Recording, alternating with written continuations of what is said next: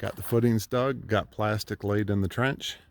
The reason for the plastic is because instead of the concrete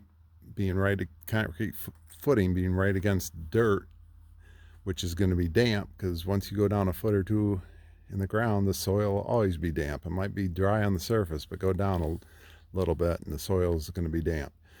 So this footing would always be in damp soil, and the plastic is designed to keep that moisture from going into the footing and then going into the 8-inch concrete poured wall that's going to be sitting on top of the footing. And that's going to reduce moisture that's going to come into the house also. So that's the reason for this plastic, which is very important.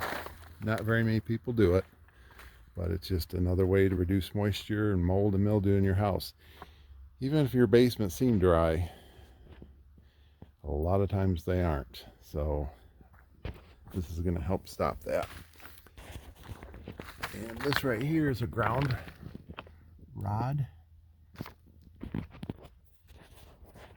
And this is going to the 200 amp panel in the house, and it's connected to this rebar, which has to be roughly 10 feet long, and it uses all the rebar as a grounding system for your house panel. So that's why it's connected there, and this line will eventually go into the 200 amp panel.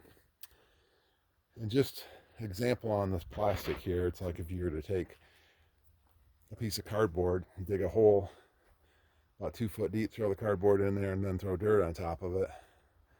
Within a day, probably dig it back up and it's all going to be soggy. That just goes to show that there's moisture in the ground.